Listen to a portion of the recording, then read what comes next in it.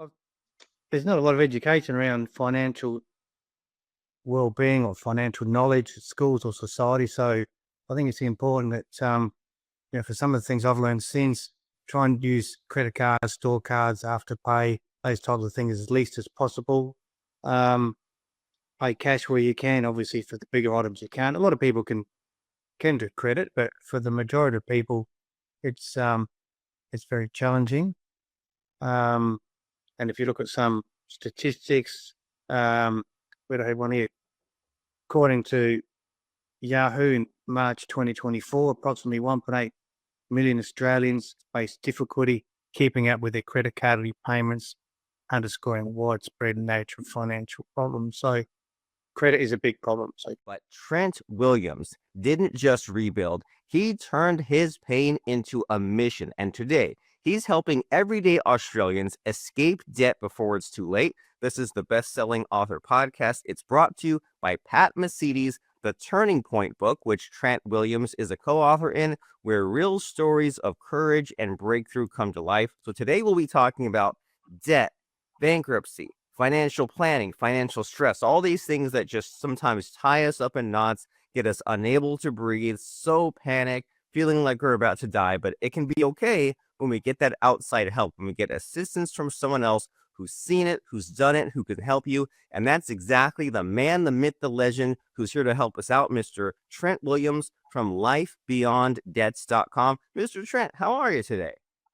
good, thank you, Robert. Glad to be here today. Glad to have you. So what did we leave out of that introduction? What are you all about? What's your focus and passion? Helping people overcome their debt. As you mentioned, a few years ago, I was bankrupt, and at my age, it was a terrible experience.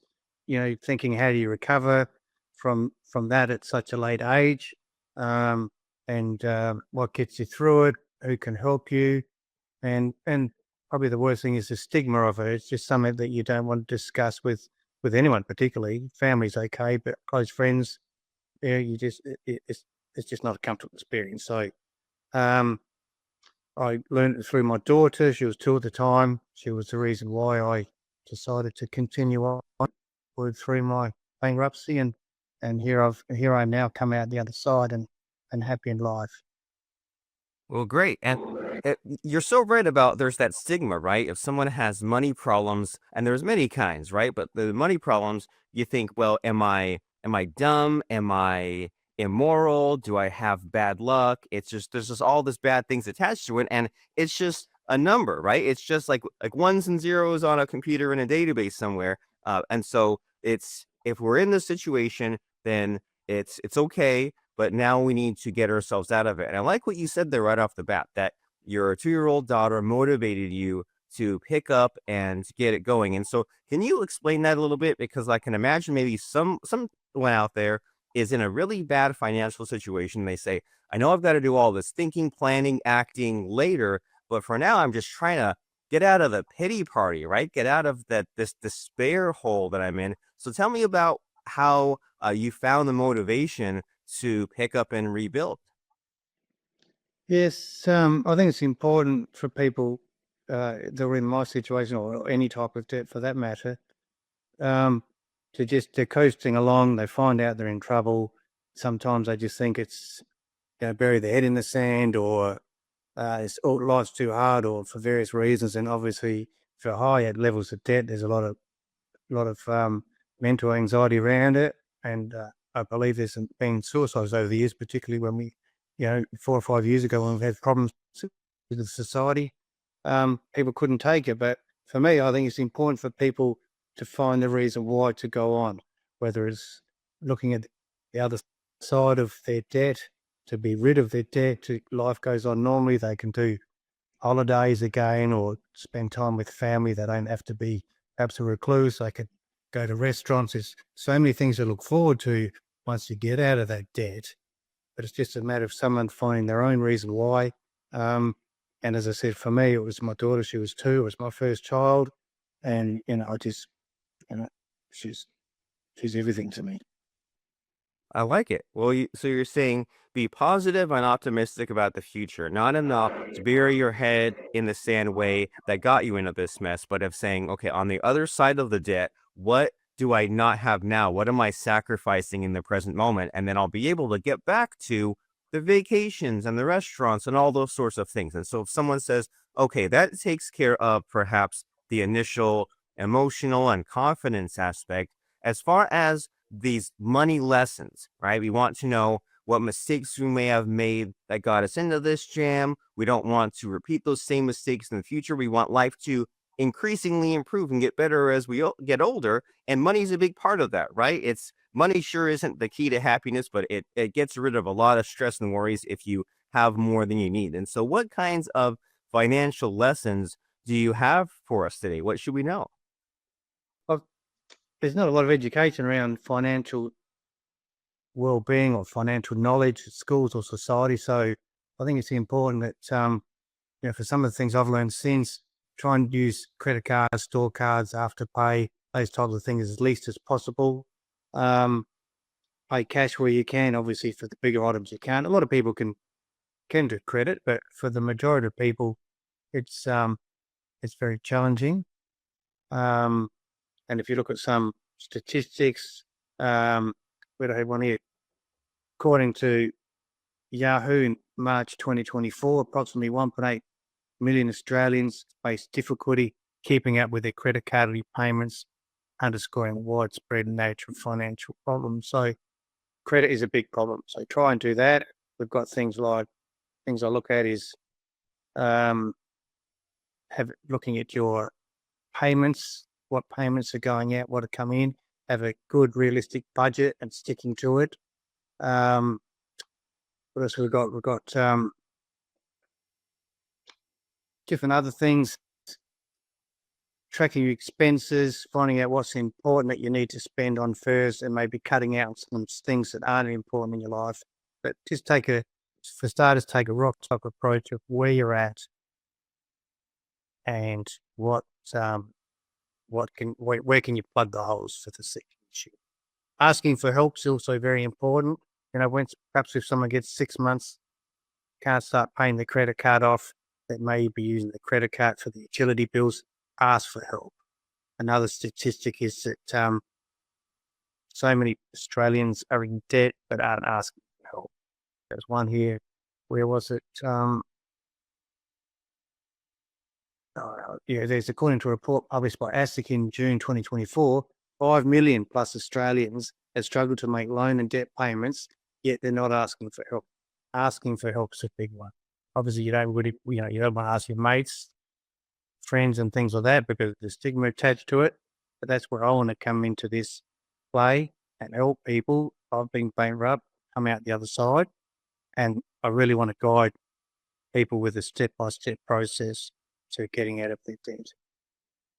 Oh, yeah. That's huge. Just don't be so proud, right? Being proud maybe got you into this mess.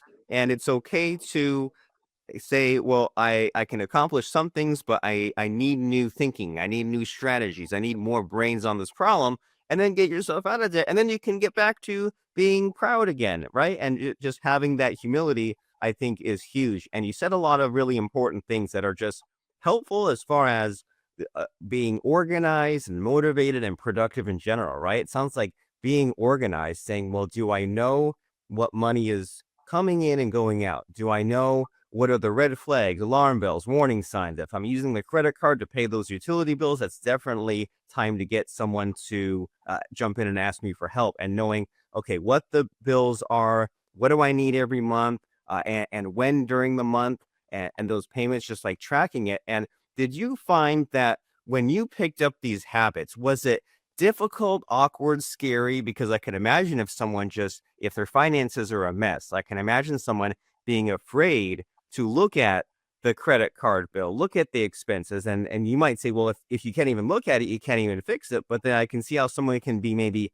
emotionally and mentally blocked from even spending time on this, even digging into this. So what do you have to say to someone who just says, I'm so doggone afraid, I can't even take those first few steps? Yeah, well, I think debt doesn't define you. What defines you is the courage to take the first step. Even when it's hard, little actions moving forward gives you clarity, control, and the freedom you deserve. So I think it's important to ask for help. Take some action. If you're in that position and you for 6 months, 12 months, you've buried your head in the sand, it's not going to get better on its own. You've got to do something about it. I mentioned before, find your reason why. Take action's another one. I've got a list. I use an acronym called LIFTS.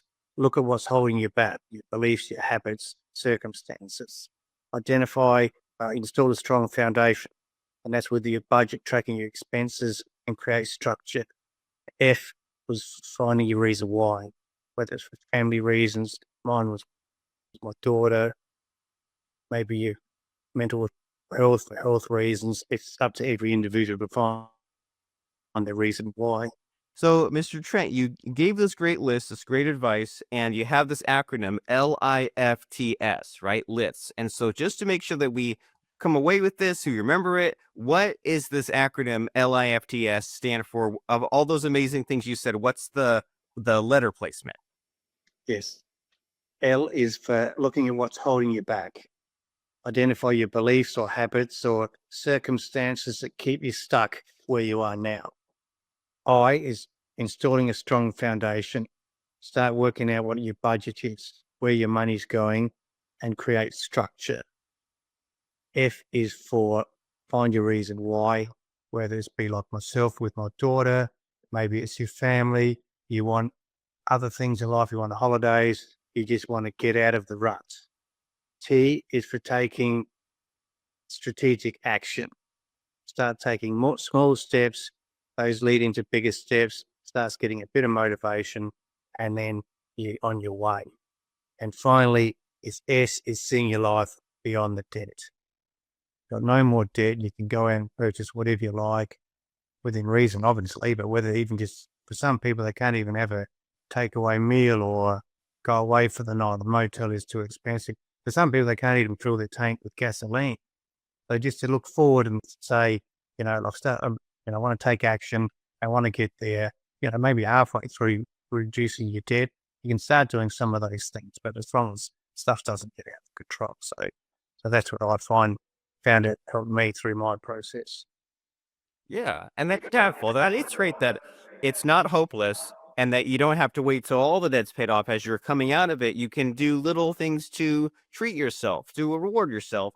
And when we look back on life, you think, boy, 10 years ago, 20 years ago, you think about how stressed you were over things that, man, you got out of it. Like life became better. And we always think about if we in the present could speak back to our younger self, how we could just deliver that reassurance, deliver that advice. It's a real powerful idea. So as far as you, Mr. Trent Williams, if you were to go back in time and talk to that younger self, what advice would you give that younger self?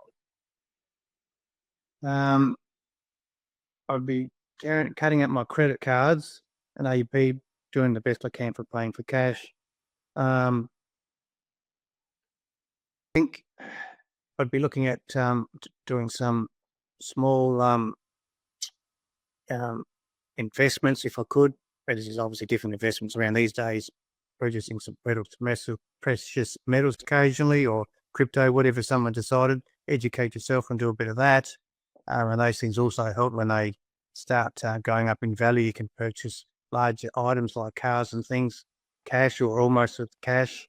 And even, I'd be assuming with those sorts of things, I wouldn't get into trouble. But if things didn't go totally as planned, educating yourself, asking for help, all those, it's just you don't always have to rely on yourself, to say, even if it's looking for investments, educate yourself, ask people for help what investments are. Don't just go through life doing everything, decide to do everything on your own. There's people out there start leaning on other people for help in a lot of aspects of life. Well, that's great advice. You need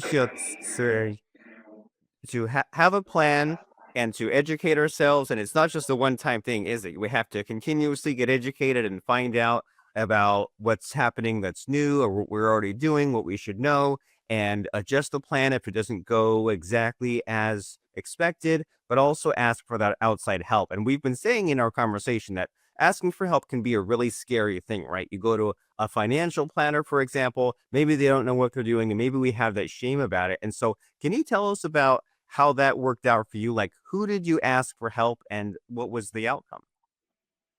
Um, just leading up to my bankruptcy, I was obviously not in. Well, you can't think straight. You've got a cloud over your head. You don't know who to turn to. I didn't even. You think when you pick up the phone or Google, I just.